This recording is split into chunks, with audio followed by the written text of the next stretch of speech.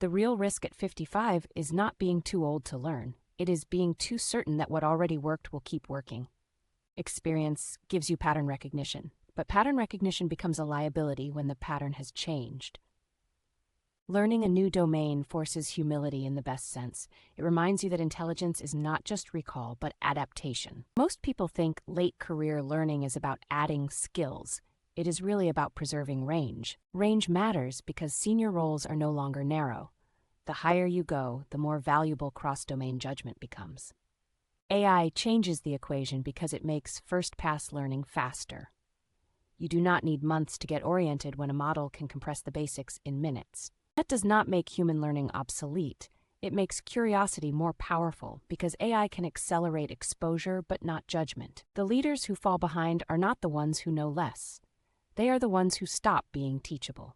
At 55, you are not starting from zero.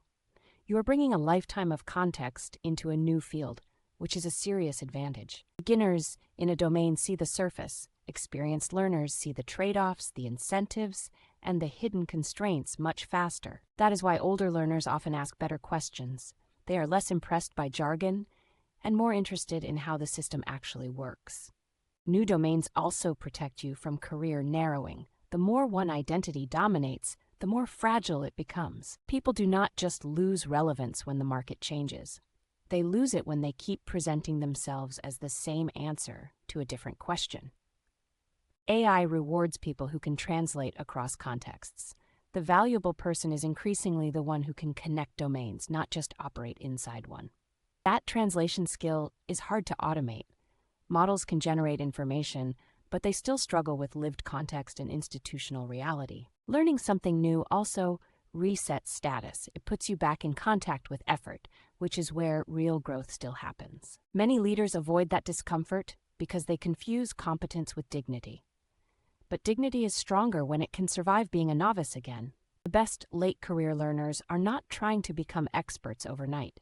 They are building enough fluency to think clearly and ask better questions. That shift matters because leadership is increasingly about decisions under ambiguity.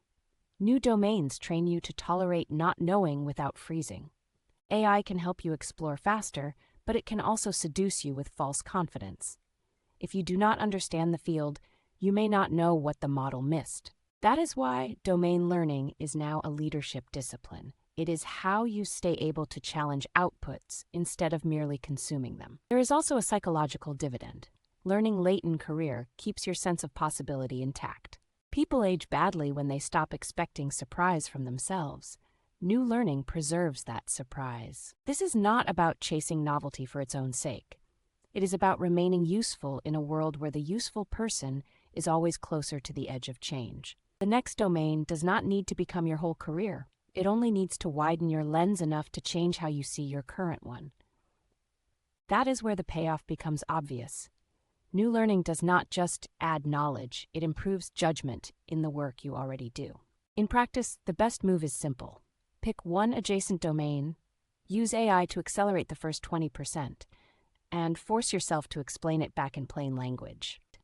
If you cannot explain the field clearly, you do not understand it yet. If you can, you have already gained more than information. Bring that learning into your next meeting. Ask one question from the new domain that your team would not normally ask. That single move changes your role. You stop being the person preserving the past and become the person expanding what the team can see.